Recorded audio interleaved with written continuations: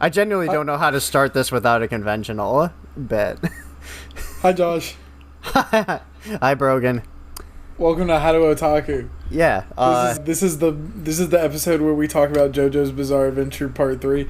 You know, usually we start this out with a bit or something, and Josh is really uncomfortable that we're not doing that this time. Yeah. But we got a lot of ground to cover because we're only doing the first half of this show, so we decided that in lieu of that, we would kind of get right into it and hit the ground running, as they say. So, yeah. Josh. So, just to briefly recap JoJo up to this point. Yeah, So, that's fair. We can do that. Yeah. Just super quick. So, the year is 1889. There's a carriage that is turned over in a gully or whatever, and no. Oh, fuck. I've only heard stories about this. Josh is about to do something called a yappening. I can't let this happen. We only have so long to record this podcast. I know. I can use the power of my stand. Heart it races. I can speed him up. I can get him through this. I can get us through this. We don't have to sit here and listen to 2 parts of JoJo's be explained to us again. We will prosper. Heart it races. yeah, and that's kind of how part 2 ends. So, you know. You know, that was really brief and concise. You kept that really under the line, and I'm really impressed. Yeah, does that say 42 minutes? No, don't worry about it. It doesn't feel like I was talking that long, right? I mean, it felt pretty quick to me. Okay, well that's good. So, with all that being said, so Hamon is gone now. Yeah, Hamon is gone now. It's really like the first thing that they establish, and this is the one. Okay, we're gonna actually talk about this concept for a second. It's called Araki Forgot. Okay, so a lot of people say Araki forgot Hamon. That's disproven very quickly at the beginning of this part. It's just made very apparent that beyond the one specific case of somebody fighting Dio, Hamon wouldn't be particularly useful. And even then, Dio's got something way worse than vampire powers that we've got to worry about.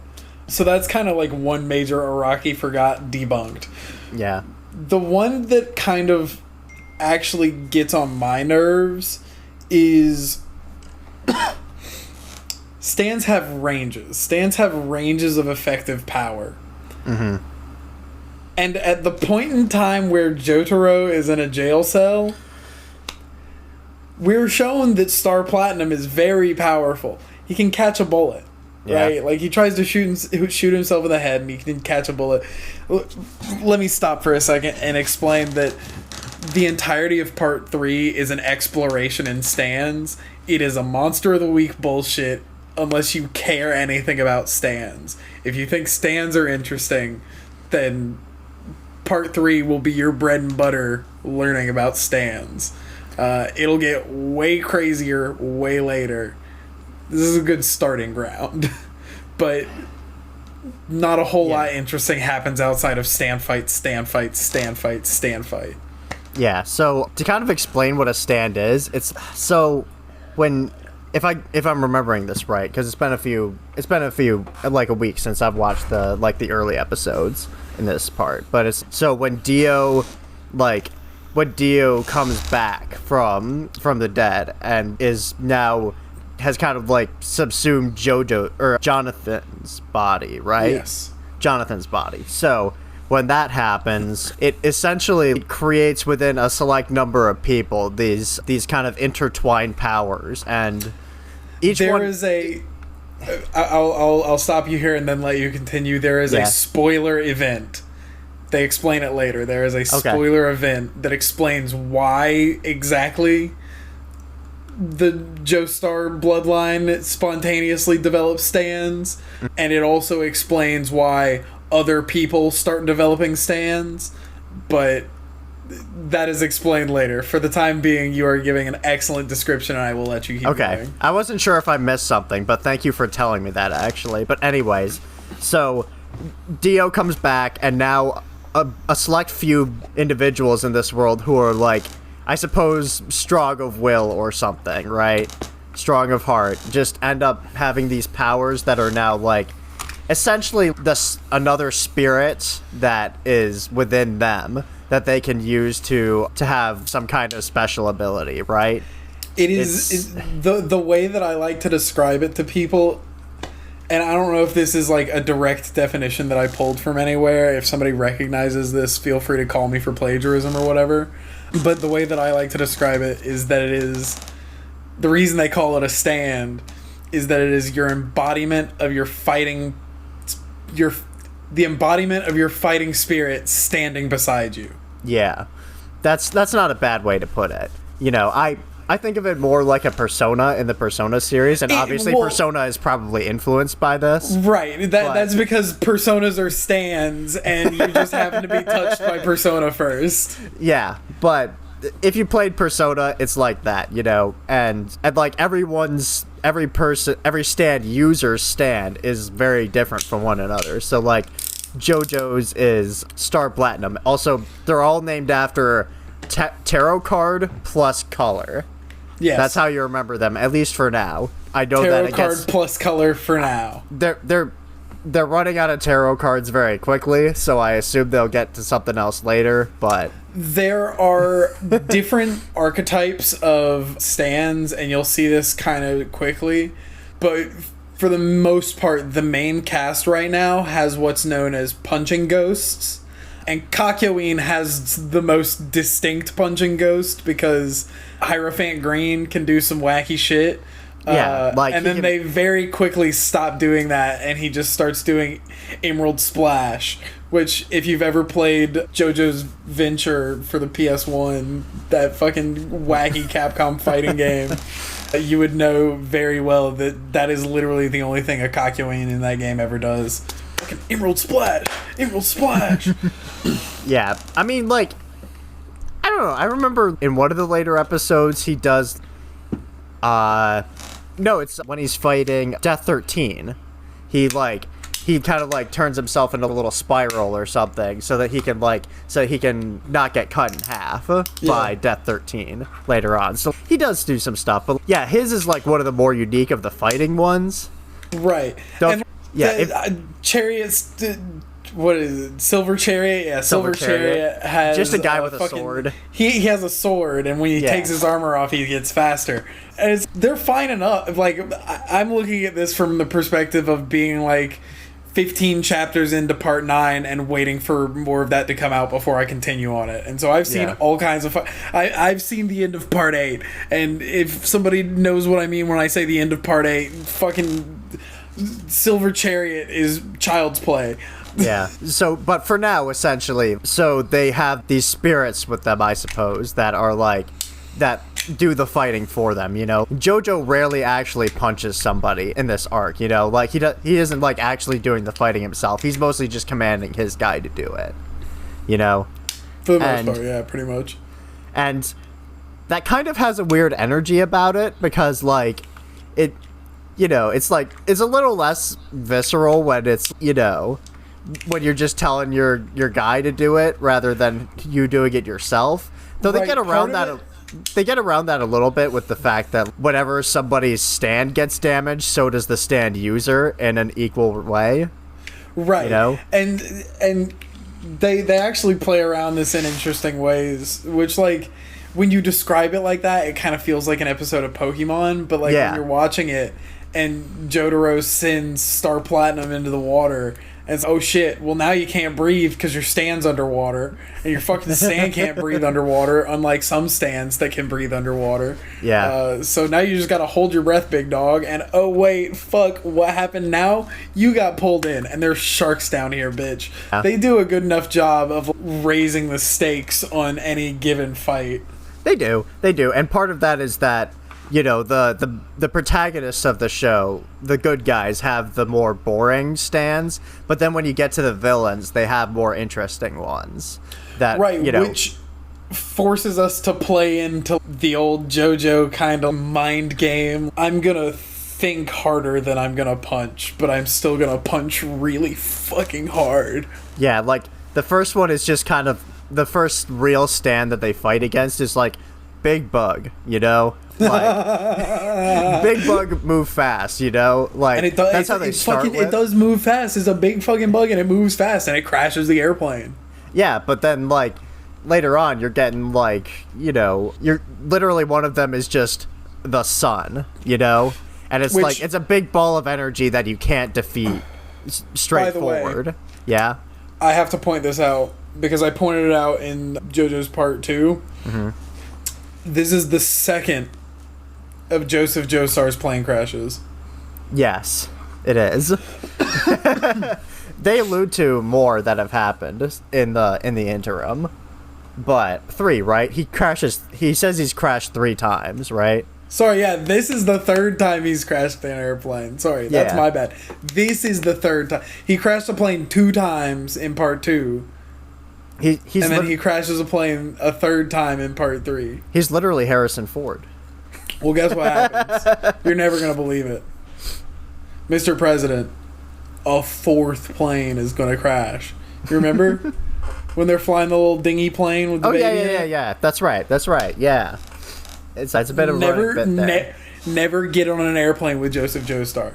Never get on an airplane with Joseph Joestar. Yeah. But then as I was saying, like, so like you kind of start off with like kind of like simple enemies that are so they can establish the rules of stands and how they work, right? And then it gradually gets more complicated until you're getting to, oh, this person's controlling dead bodies with their stand. So now they have a zombie army, you know, and how are they gonna get around that? Or, oh, this person's stand can only be seen in reflections and is somehow using reflections to kill people, you know? That, honest to God, fuck. What was his name? The Hanged Man, right? Yeah, the Hanged Man. That was one of the most interesting. I remember on my first watch, that was one of the episodes where I was kind of getting bored by the time we got to the fucking 3 episodes on a damn boat started to really get under my skin, especially when they started to introduce the pervert monkey. I was like, I don't know about this. But then we'll get to the pervert monkey. No, well, if we're gonna get to it, we should get to it. It happened first. Well, if we talk about the pervert monkey, we have to talk about the character, like the characterizations in general. But right now, we're talking about stands, right? So, but here's the thing, Josh. We're gonna talk about stands for a really long time. That is like a majority of what we're gonna talk about for the next 8 episodes we do of JoJo's. Yeah, it is. Though hopefully some more real plot happens, because this really is like a kind of like monster of the week thing, right? Once we get to the end of Part 3 and Part 4 comes along, no spoilers, but that is much more of a small town murder mystery kind of thing. And they still have a lot of monster of the week stuff going on. Yeah. But like the underlying plot is there, and it really they do a much better job of pulling you through it, I think. Yeah. Anyways, what were you saying before? Something about the monkey. So I'm not a big fan of the monkey, dude. Yeah, like, so his power was that his stand was the ship. Yeah. Okay. So that leads me to a confusing thing, which is, so was the monkey on the ship? Like, I assume so. You know, it's a stranded boat. And they just left the monkey behind, right? That's what you're initially supposed to believe, right? Right.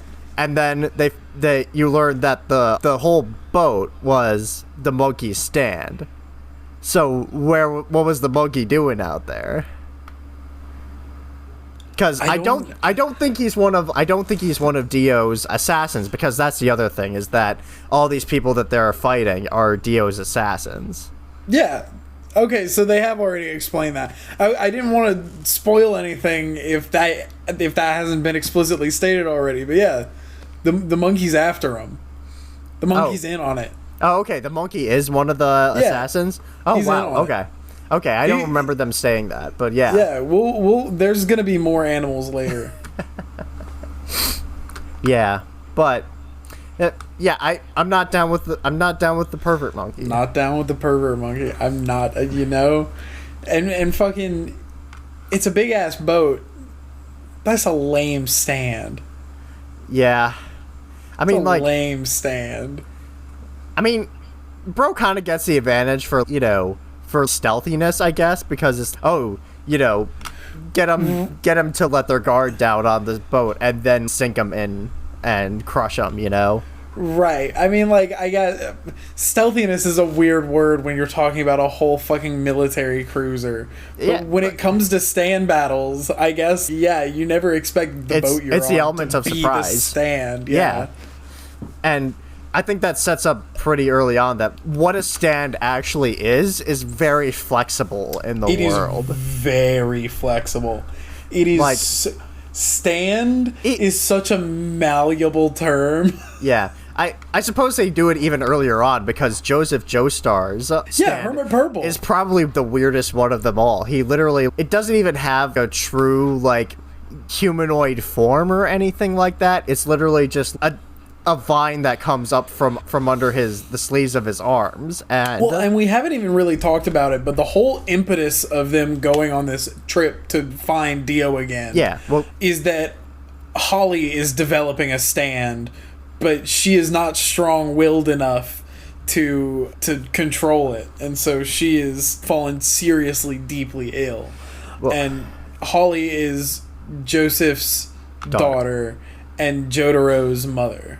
Yeah, so let's actually get into the plot now. Like, we've talked enough about stands for now, but that's essentially what they are. But anyway, so we get from then that the year is 1980 something, right? 1980, like 83 or 84, I want to say. Yeah, like, so contemporaneous with the writing, right? Like maybe a few years back, but it's not that far back. So, right, and this is the beginning of that pattern of when JoJo's is being written when it is. And we've gotten to a point where it's a little bit in the future, and then we hit a reset, and then it was like way back in fucking Wild West United States. And then we have now caught back up to where it's like near future or like very recent past. Yeah. So, Holly and Jotaro are living in Japan, right? That the Joestar bloodline has moved away from like the Western, from their Western roots and are now over over in Japan where all the business is happening, I suppose. That's kind of the implicit thing, right? Is because the Joestar bloodline is already, it's very, capitalist, kind of like, seeing where the money is going, right? So the first one's like very old money, then the second one's kind of like, oil tycoon, and now it's, we're expanding to the east, and we're getting involved in, probably like making cameras or something. I don't know. Right. There's always some vaguely off-screen father figure that just happens to be incredibly business-minded and fairly wealthy. Yeah, it's an interesting... Part of this is, and this is never explicitly stated from what I'm aware, but part of this is probably due to the influence of the Speedwagon Foundation. The Speedwagon Foundation probably has a good hand in, if not outright just setting them up so they don't have to do shit, is probably putting a decent amount of work into making sure that at the very least everybody is on a pathway to good success. I think the Joestars and the Speedwagons probably have a codependent financial relationship. It's like... No, I think... So it's the really not even that. Hang on. The Joestars... Go ahead. Let me explain. The Joestars have the old money, and doesn't Speedwagon get his money from them to start the Speedwagon Foundation? At least I guess so. That's implied, because he's some like straight rat before that, right? Right. He's not in money anyway. He has he has a James Bond razor blade bowler cap that he fucking buries into the bones of. Yeah. And then he's, oh my god, he caught it in his bones. That's my best friend. Yeah, so So the Joestar money, it goes to Speedwagon so he can do, Speedwagon oil shit and then start the Speedwagon Foundation, right?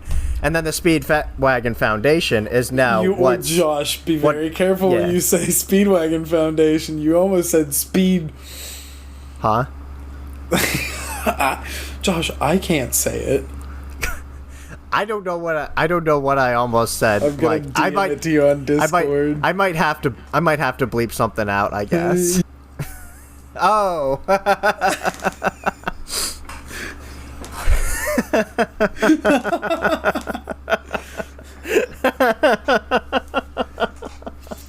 Josh, I can't believe you would say that. Man, I can't believe it. Anyways, and then the Speedwagon Foundation. Speedwagon Foundation. Saying it very clearly so that I do not disrespect my LGBTQ plus friends. Get that off your screen so that you don't even think about it. The speed... The Woundation. The Woundation.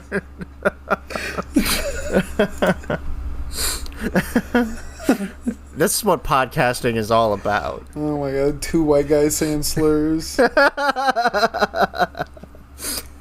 the Speedwagon Foundation. Yes. Now they seem to be financially involved. I mean, they seem to be the financial backbone of the Joestars now, right? Because they don't ever explain in this part right now what exactly John or Joseph is doing right now. Like he has some vague business, I'm pretty sure he is directly involved with the Speedwagon Foundation doing something with the oil business. Either way, my point being that it's the money is flip-flopping, but it's only happening between these two bloodlines at this point, Right. And odds are, something will happen to the Speedwagon Foundation, and then the Joestars will be on their own, and then, not to get too far ahead of myself, But, so, let me get back on track. You're going to have to use your stand again. Joseph is visiting Japan now to check in on his family, right? And maybe do some business stuff. So Joseph knows. Joseph is already aware. Right.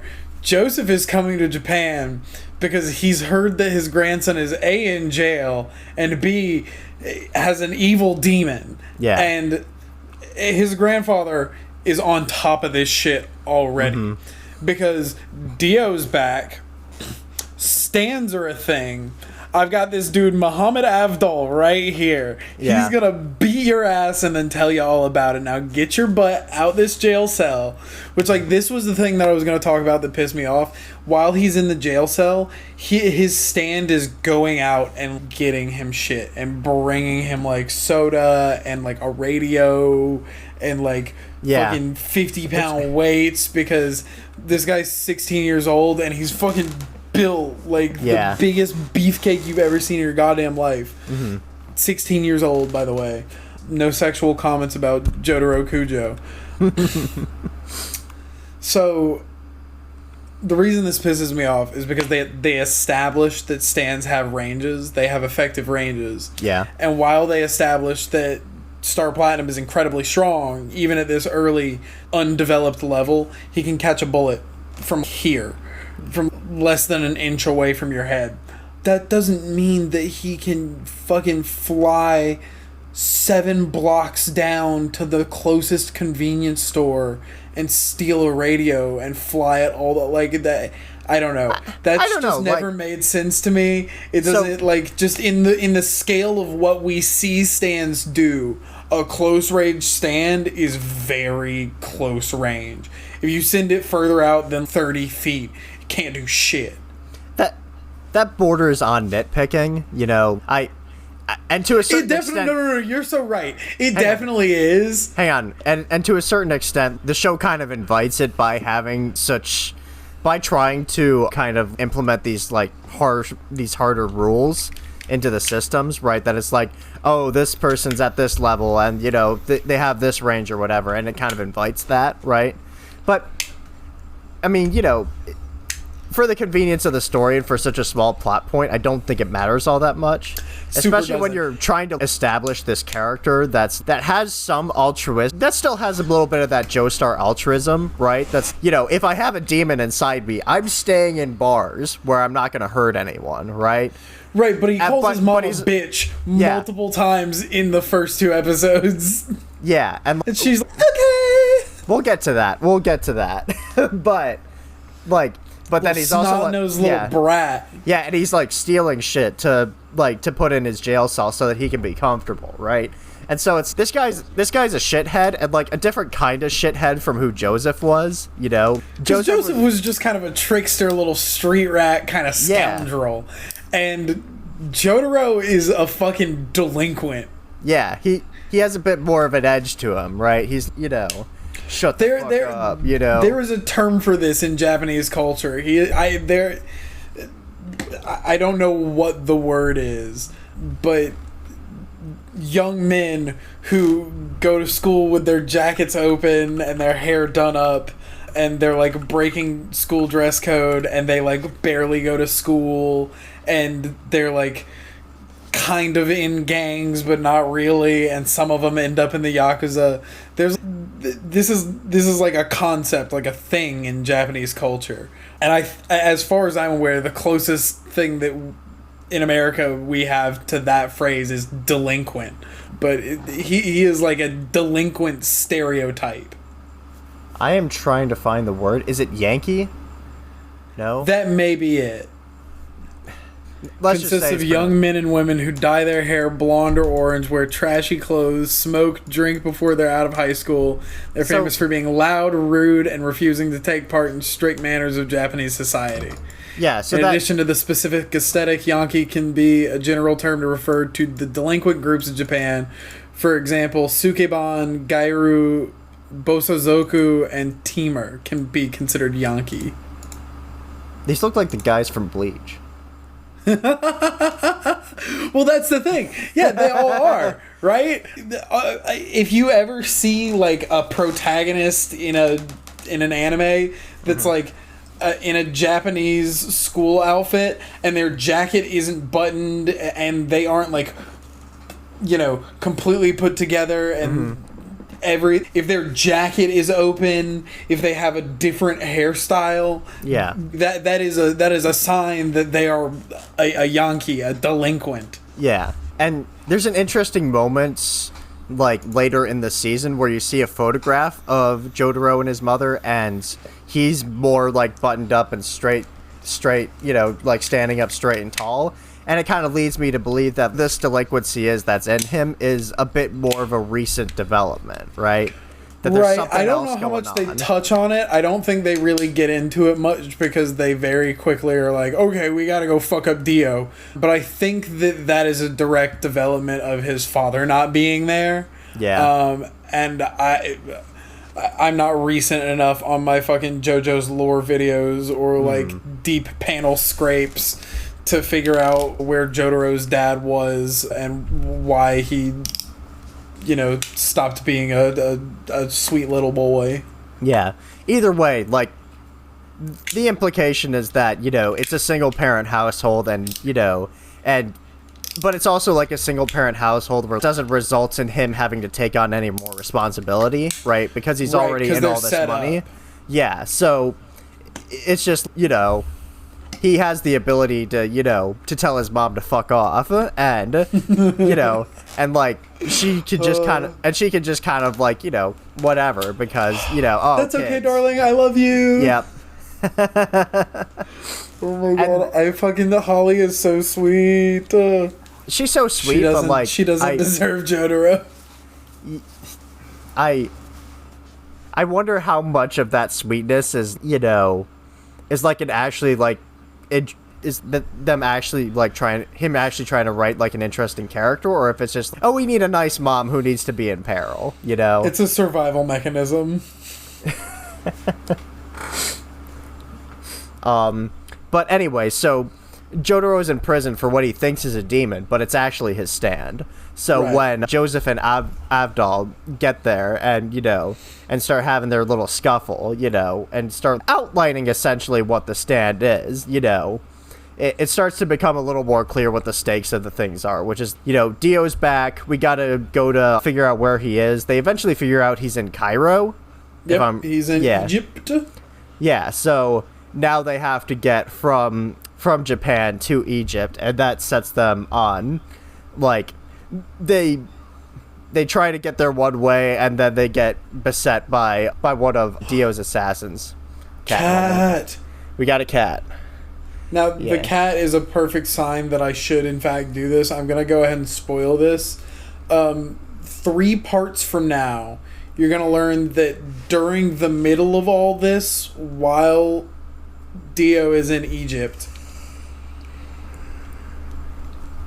he meets a priest from Florida. Oh no. I don't like where this is going. Named Father Pucci. Oh. And they have an entanglement, let's say. And that will become relevant later. An entanglement, you said? An entanglement, yes. Man, we should have figured out how to set things up so that we can cover that on Pride Month. Well, we can probably line it up to hit part 6 on Pride Month 2027. So at first, they don't know that anything wrong is happening with Holly. So first it's just Joseph is like, Jotaro, we got to defeat this ancient evil from my grandfather's day, right? Come with me to Cairo. And he's, no, I don't want to do that, old man. That's not my business. And fuck off, Gigi. Yep. And then when he's at school the next day, he gets attacked by a classmate he doesn't know called Kakyoin. Noriaki Kakyoin. But he's a stand user. He's attacking Jotaro. He kills a nurse in the process, which I found very upsetting. It's like, and then he's just his best friend. I always get a little bit upset when just some branch just been introduced gets murdered, especially when it's just a very nice, well-meaning person, in part 2 when I complained about it because, it happened to the one Nazi guy, it was like, well, he's a Nazi. He kind of had it coming. This nurse was just doing her job and she got fucking, she got fucking shanked or whatever. I forget. It's like the soldier on the helicopter that's just telling his entire platoon about, oh man, I can't wait to make it home for the holidays. Fucking, he gets lobotomized by a 50 BMG. Yeah. Anyways, then after that happens, Jotaro realizes that there's some little bud in Kakyoin's brain that's making him do this. Dio was like, hey dude, what's up? And then just shoots a little thing into his brain that makes him evil. And so Jotaro's, alright, yoink, and now he has a new friend.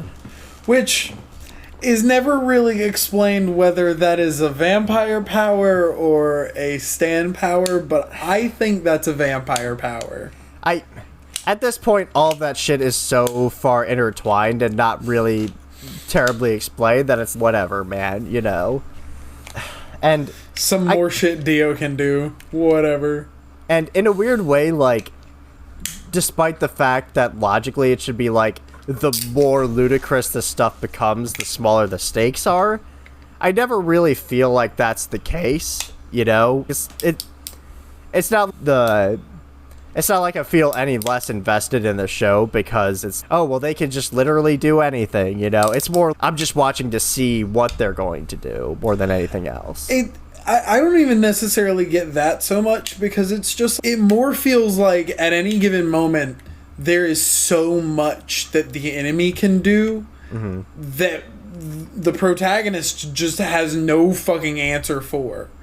But then that's just because I'm dumb and they're a genius and they actually saw the answer 3 minutes ago and they're gonna show you now. Yeah. And then that happens again with another guy named Jean-Pierre Polnareff. Jean-Pierre Polnareff. Who, I'm going to get into some of my criticisms about this part so far in a little bit, but Polnareff is kind of the main character of the show. Yeah, number one criticism of part 3, Polnareff is the main character, and the reason that that's a criticism, wow. Criticism. Roll that back. The reason that that's a criticism is that Jean-Pierre Polnareff is a French man. And probably, I mean, he's a French man. He probably smells. He probably eats snails. I've been consuming France content lately, you know, with this and the Olympics. Oh, man. Oh, man. Bro. Not even gonna get to it. I actually genuinely hope nobody dies from swimming in that shit-filled river. Could you fucking imagine? Yeah. You know. I hope nobody gets killed by getting punched once by a person with slightly higher testosterone than them. Bro. Trans lives matter. I don't even know why I felt the need to say that, because the lady that everybody was like, that's not a lady, that's a man, it was just a fucking, just a heterosexual woman, a cis heterosexual woman the entire fucking time. Yeah. And there was a thing that was like, oh, she has XY chromosomes. No, actually, she doesn't. The only people that ever said she did was like this discredited Russian boxing federation that, you know, that got caught for like some illegal insider trading or something like 2 years later, you know? Oh, wow. And now they're going online to try and spread misinformation to Americans that will specifically rile up the alt-right and the fucking MAGA weirdos. Yeah. W. We're gonna cut a butt. This is not a... I mean, obviously, you know, trans rights and everything, but I don't know if I agree. We should probably cut it out, because this is, one, not our wheelhouse, and 2... way off What did this have to do with JoJo's? You said something about France. Anyways, I was saying, so like Kakyoin, he has the butt in his head, so they take that out of him, and he's part of the party now. Weirdly enough, they don't ever do that again. Right, which you can kind of assume that everybody else is under the influence of a Dio bud. Yeah, it's like... But then they just kind of start beating the shit out of people and not asking any more questions beyond where is Dio. Yeah, like... To be fair, do you want to be in the party with the guy that's stand is a bug? Yeah, by the end, it's like the fucking Suicide Squad, and like all the evil dudes with the weird stands are now like, fuck you, Dio. That would actually be cool. I would love to see that, actually. You know, if any of the stands happen to survive, the stand users happen to survive, I'd love to see them again. Because some of them are fun as hell, right? Oh, yeah. Like, the other thing I noticed about this is that not only is this like a Monster of the Week show where, you know, every single episode or every other episode is a new stand user that they have to take care of, they oftentimes like delve into different genres with these. Right. I mean, sometimes it's played off like a comedy. Yeah. But other times they actually get into it and turn it into... Later on, they really do dive into horror shit. It gets scary. Especially in the OVAs. The OVAs crank that shit up. Mm-hmm. Yeah. But, you know, the Hangman and Emperor thing is very, like, you know... It's very... You know, it's like a Western, obviously, with the Emperor having, like, his whole, like, you know... His whole gun and everything. His whole gun and cowboy hat and horse and everything. But the Hangman as well, because... his what? His whole horse? His whole horse. But then the Hangman is also kind of like... You know, that's also kind of got, like, a, you know, a gunslinger, you know, like, everybody's back is up against the wall and they're trying to figure out, you know...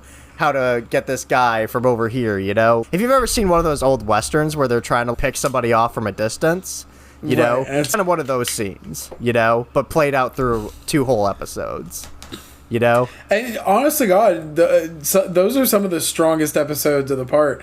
I mean, like you've got a lot of really memeable moments in Yellow Temperance. Like you see the oh yeah. God, I'm trying to remember where we were like meant to stop watching. It was High Priestess Part 2, right? It was High Priestess Part 2. Essentially, when they arrive in Egypt. Right. There's the scene where fucking Polnareff detests getting his butthole ate out by a pig. Yeah. You want to talk about that? Oh my god. Yeah. We can start getting into some of my further criticisms of the show now. Yeah, sure. So, one of my bigger criticisms is genuinely that I don't think Jotaro is compelling. No, he's a dickhead.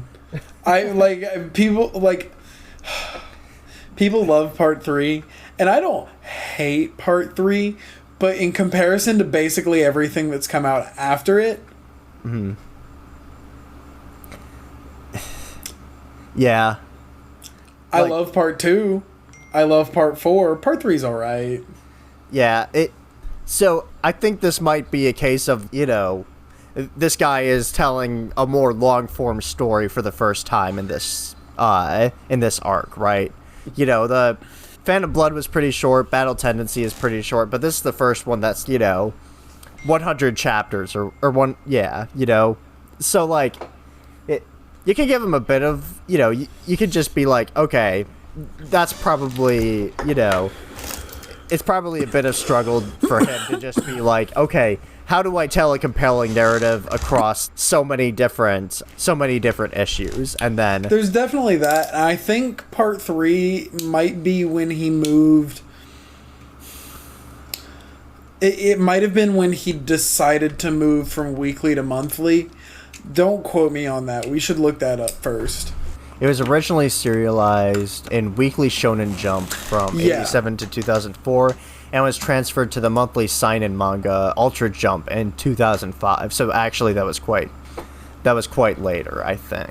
So 2005 would have been when Steel Ball Run was coming out, I think. That would have been after... That would have either been Stone Ocean or Steel Ball Run. Yeah. So he was doing Weekly Jump. This is his first like long form Weekly Jump. Mm-hmm. And then he gets into it a little better with 4, and then 5 a lot of people really love. 5 I think is really good, but I have a soft spot for 4. Yeah, but back to what I was saying, it has that struggle with long form storytelling, but like even just, taking that into account, I don't think this part does a very good job of characterizing Jotaro in a way that's very compelling, right? Because the first few episodes do all right, and it's, okay, here's this delinquent shithead who has some level of altruism to him and, is at least willing to stop this vampire guy from taking over the world if it will save his mother. He at least has that, but apart from that, there's just so little focus on him specifically and what's going on with his character that it's hard for me to get invested in this particular part. And the generous interpretation of that is this is more of an ensemble than previous ones, like each part had more characters, but this one there's 4 or 5 of them, and they're all being given like more focus than damn, I'm bad with names. I'm forgetting the names of the other characters from parts 1 and 2, but well, I mean, describe who you're talking about. Which characters? Zappelli or Speedwagon or Caesar Lisa, those characters are definitely elements of those parts, but more so than those parts, JoJo Part 3 is, this is an ensemble. There are going to be episodes that are, mostly Kakyoin focused, or mostly Polnareff focused, or mostly Joseph focused, But for a show called JoJo's Bizarre Adventure, JoJo is a very small part of it, right? Beyond the first few episodes and the last episode or two of this arc, you can basically describe the whole plot of this without saying JoJo's name. You could, yeah. Yeah. So I think that's kind of the disappointment of this, is that I'm not seeing the JoJo in the name JoJo's Bizarre Adventure be himself having some kind of emotional adventure, you know? I guess that is where a lot of my like disappointment in it comes from. But even then, not so much, because like in part 4, Josuke, there's a lot of times where Josuke is not super involved, and we'll get into that when we touch part 4. But I think you're right. Like Jotaro, for right now, is kind of secondary in his own story for the time being. But yeah. I think that is because Araki is spending a lot of time in these early episodes trying to develop these secondary characters, these partners. He's trying to show you, I mean, the name of the part is Stardust Crusaders. It's a team. They're they're together in this, and he wants to develop. We're only halfway through. There's plenty of time to develop Jotaro, which happens a little. Yeah. Not as much as I would like, but it happens a little. But we're developing these kind of the relationships that Jotaro is supposed to be kind of being developed by what is happening around him. Mm-hmm. Yeah. The other thing is that Jotaro has such a kind of... He has such a... I don't even know what... Like... He is so... He's a hard ass. Yeah, he's a hard ass, and he, like... He doesn't give... He doesn't let anything really, you know, sink into him or bother him, you know, or, you know... He mostly doesn't really react to things, and it's hard... And when that happens, it's kind of hard to get a sense of who he is, you know? Right. Like, and... It'd be one thing if he was just, like, putting on a face or something, you know? If it was like, you know, oh, I'm gonna act like I'm not being bothered, but then, but then in my head, I'm like, man, you know, that really got to me. But it's hard to really kind of care about him as a character when nothing seems to affect him emotionally all that much. You know, even when his mother is getting sick and he's, okay, I'm gonna do this, it doesn't feel that emotionally rooted, you know? It just kind of feels like a choice that he makes because he has to, and not because, you know, and not because he just has so much love for his mother that he has, you know, I hope I'm articulating this well. He doesn't, there's never a moment beyond when they leave the house where he's, I'm doing this for my mother. I have to do this for my mother. I have to save my... Like, I don't... It is never apparent that his mom really crosses his mind once he leaves. We gotta beat Dio. Yeah. Which, in comparison to Joseph and Jonathan, I think their motivations are so clear that, you know, that Joseph feeling like he's mostly just along for the ride is a little bit disappointing. You know? Right. The show feels more motivated by Joseph in a way than Jotaro, right? It definitely is, but I think the reason that you get that sense that Joseph is more along for the ride is that Hermit Purple can really only do so much. It is a very limited stand. You have to destroy a fucking entire analog camera. Yeah, just to get a snapshot. Just to get an idea of a thought about what might be going on with maybe Dio. Yeah. That's kind of my main criticism of the show, is just that when the main character kind of feels like they're just being, you know, along for the ride, I kind of feel like I'm just along for the ride. And the ride is fun, don't get me wrong, but I just feel like I'm, you know, I'm sitting down in the ride at Disneyland and, you know, and I'm having a good time, but not really being emotionally compelled, you know? And then The other little complaint I have about this show is that compared to the other two parts, which are not feminist masterpieces by any means, but they at least give their female characters some sense of dignity, I feel like this one is way less so. Part 3 is a sausage fest. Absolutely. Not even 100%. That. It's like, it's whenever a female character is introduced, they feel very one-dimensional and or sexualized, right? And the worst offender of this is their stowaway, who is there for 4 or 5 episodes, and there's the whole pervert monkey thing, which, good God. Thank God nobody walked in while I was watching that episode, because, good Lord. I don't know how I would explain that. I don't understand why anybody ever feels the need. Well, I mean, I guess in some circumstances I do. But, like, for the most part, like, why do I have to explain what's going on screen? I didn't make it. I'm just experiencing it. It's the same emotions that you have seeing this is what I have seeing this. Yeah. I just happen to be the one that's sitting in front of the screen first. Yep. But either way, it's just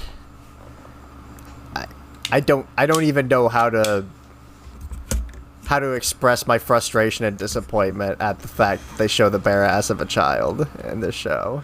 Oh, fuck. You said that and the frame hit me like a goddamn Akira flashback. I was like, I completely like, oh. I would make that into a TikTok, except for the fact that I would have to then superimpose that image into a TikTok. You would have to download that JPEG and then spend too much time looking at it in Photoshop to ever justify that meme. And also, I would have to post it on the internet. Either way, just what a terribly upsetting thing. And then she seems to have a kind of, a romantic interest in Jotaro, which is never really explained or elaborated upon. It's just kind of there. And, it's not that weird for little kids to, have a romantic interest in older people in just kind of like a crush kind of way, I've been listening to a lot of the Beatles, so this is on my mind. But, but when Beatlemania was starting, there's like these 20-year-old guys, doing world tours everywhere, and, most of their fans were preteen girls, and it's weird, and but like they knew it, and they made a lot of songs about really weird interactions with minors. The first lyrics the Beatles ever released were "She was just 17, if you know what I mean." Which, what a different world it was. Bro, and none of them ever caught any type of case. That's crazy. Kendrick would never allow it. But anyways, what I mean is like all of that, and on top of, Jotaro's mother, just kind of being like, a ditzy mom character is like, okay, whatever. She just takes no shit. Or, like, she doesn't, like, not even takes no shit. It's just, she's so ditzy that all the insults she's thrown are just bounced off of her. And then she just gets sick, So, right.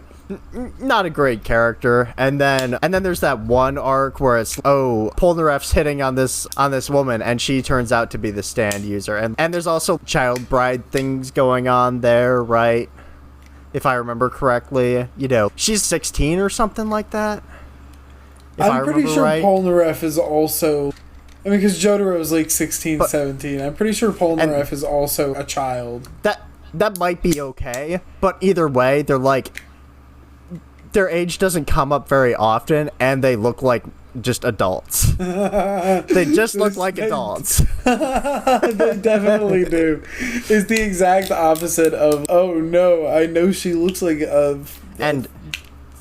minor, but actually she's 7 billion years old. Yeah. It's like you show somebody Jotaro Kujo, and And they're like, look at that 38-year-old beefcake. And Yeah. you're like, actually, no, this is a 16-year-old.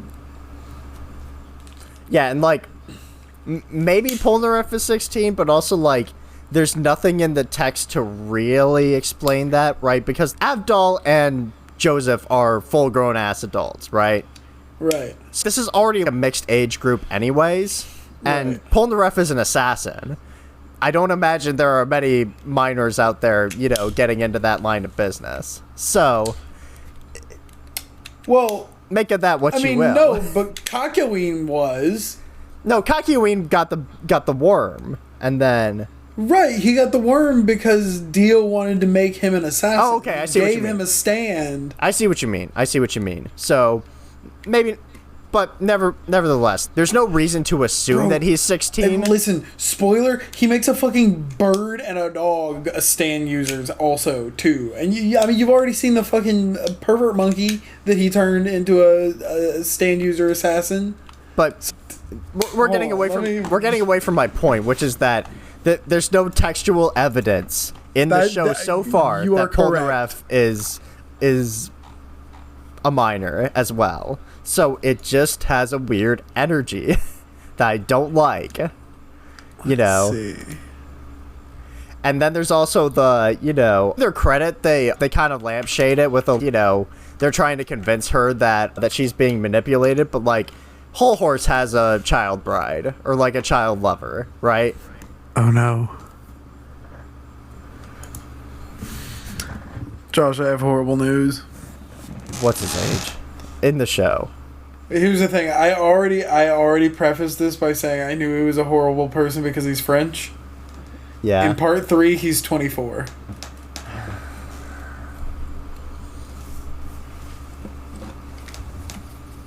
This is what I'm saying. Fucking French people. First cuties and now this. Fuck the French people. Fuck you. Especially the fucking French Canadians, dude. Goddamn Quebecois. The fucking worst of both of them.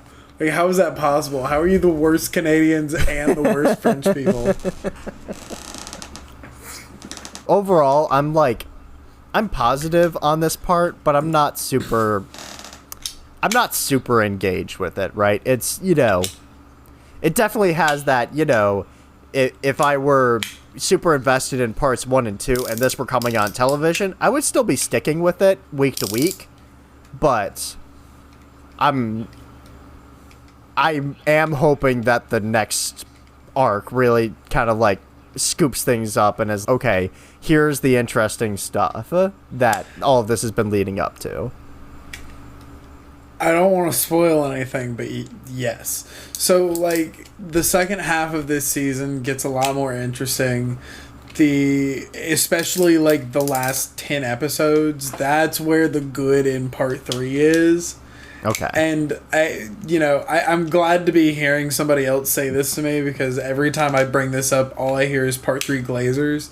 Part 3's fine. It's got a lot of problems. It's got a bunch of just weird, out of touch, out of time, fucking... The stand fights are cool and interesting, yeah. Sure. I love this as an introduction to this power set, but, like... There's a gorilla ogling a 12-year-old in a shower, and you're glazing. Insert comically loud, incorrect buzzer. Oh my god, you think the funniest scene is when the magnet power makes them accidentally hump on the roadside? They do a little dry humping and a little dry fellatio. I don't think that's happened there yet. No. Uh-oh. Spoiler alert. Yay. Yay. It doesn't stop being weird. Yeah, I'm not a huge fan of part 3. I like it. Yeah. I like the shit that happens at the end. The OVAs, I think, are really cool. They cut a lot of stuff out, which I think the David Productions... At the very least, the David Productions adaptation is pretty faithful. But I think after watching this, the part 3 OVA might be worth giving a shot on your own time if you're interested in that. Okay, I'll look into it and see if it's available. But it might be on YouTube. Okay, but yeah, that's just kind of my overall thoughts on it. Oh, and speaking of weird things, I told you this before we recorded, but it's extremely weird that 2 of these stands in a row are defeated in some part by having their own, not having their own waste, having human waste be force fed to them. Yeah, no, it would be weird if I got a nickel every single time that Jotaro made somebody eat shit. I mean, I would only have 2 nickels, but it's weird that it happened twice, and it's even weirder that it happened twice in a fucking row. And one of them was a baby. Yeah, one of them was a baby, which, like, I do really like that episode, or that arc there. It's a great fucking episode. That is one of the most interesting stands. I love dream logic, you know, the whole, like, you know, if you wake up after having a dream, you're not going to remember what happened in the dream, of course, you know. That sort of stuff always gets me, you know. And then also just like the whole, you know, how is he going to convince everyone that a baby is a stand user? Especially when he isn't even sure himself, you know, if his evidence is clear, you know. Holy shit. We gotta beat this kid up? Literally just slit this kid's throat. Also, by the way, plane crash number, 4 now? Yeah. Yeah, there's fun to be had in this part, but so far I'm putting it on the bottom of my rankings here. Right, like I'm at like 2-1-3s right now. What I have right now. I would put 1 and 3 probably at like B tier. Mm-hmm. A lot of the rest of it sits at A tier. Yeah. And then there are like 2 or 3 parts that sit at S tier for me. Well, looking forward to those. We'll get there, I promise. We'll get there, I promise. We'll get there. Part 4 is just around the corner, and then it's just uphill. We're doing this show until February, so we got time, man. At least. Yeah. And speaking of what we got going on, actually, before we do that, is there anything else about the show you want to add? Anything you can think of?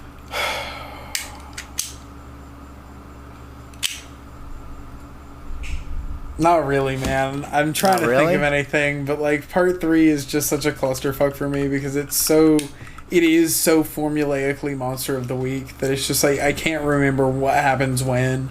I know there are a couple fights that are coming up that I can't quite talk about yet that are by far, in my opinion, more interesting than anything that's happened so far. But I mean, we have had a few highlights with like Death 13 and you know, the Sun episode. Like that one was pretty interesting where it's oh my god, the Sun? Yeah, and it's like, oh, you know, the Sun being just like this omnipresent force that you can't stop in any conventional way, you know. And okay, so what's weird to me about that is that a couple of the camels die, but not all of them. You know? Camel by camel. I guess some of the camels were just weaker than others. I don't know. They were just low T, baby. I don't know. They were just low tier camels. Low T beta camels.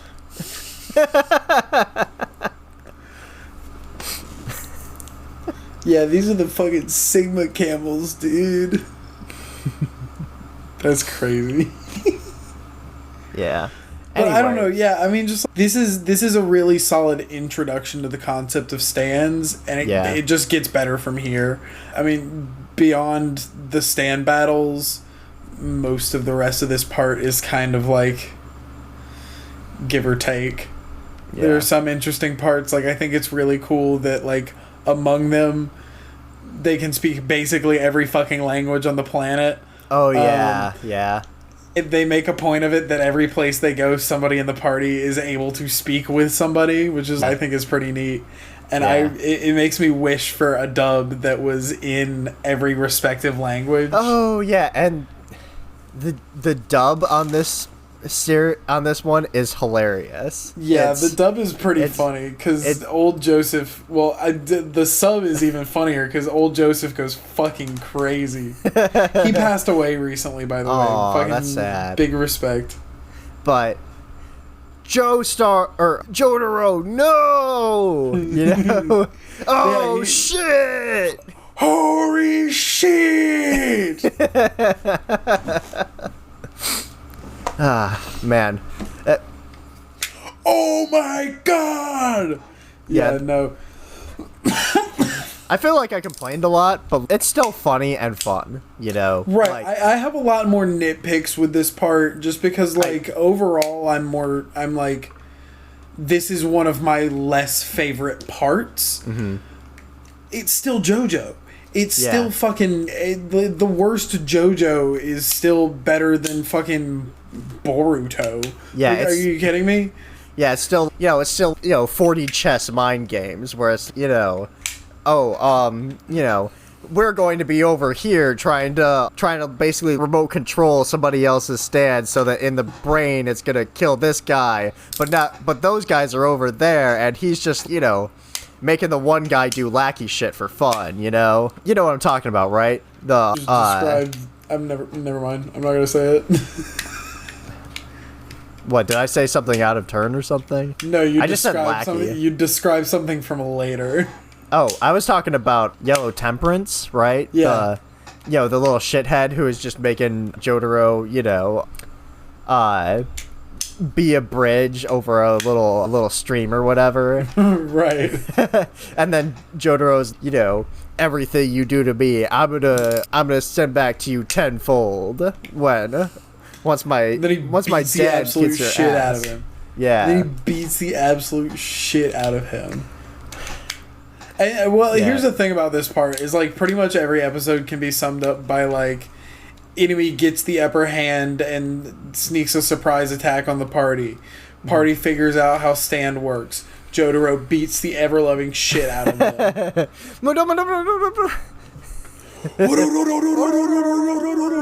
Yeah. Which, like, that's fun. Fucking stand clashes are fun. Yeah. Like, stand fights are fun. Stands are cool.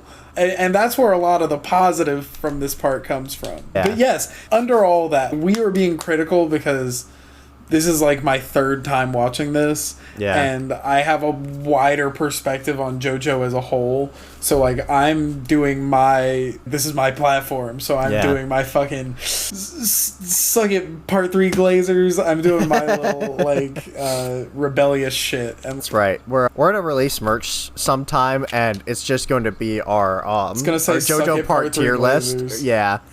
Something like that. It's gonna be our JoJo part tier list. Yeah. But part 3 is not gonna be on it. It's gonna be on the back in super F tier. Super F tier. That's right. Fuck you. we didn't Jotaro haters club. We didn't even get to one other little thing that bothered me, which is like the Avdol death, and then he's back 2 episodes later, and it's like he dies about halfway into into this arc, right? And then, like, he comes back in, like, the third to last episode, right? Something like that, or second to last. But either way, it's like he's gone for a good chunk there, and then he's back, and they just don't do a great job of explaining why he has been gone this whole time, or, I mean, I guess he had to recover, right? And then he flew to meet them, but nothing stopped him on the way, He didn't encounter anything along the way. Right, he didn't get in any shenanigans on the way back. Dio didn't send anybody after him because he was by himself and would be an easy target. Thank God Disney... I don't know, man. Yeah. Shout out Speedwagon Foundation, I guess. Thank God Disney doesn't have the rights to JoJo, or it'd be like Avdol, a JoJo story.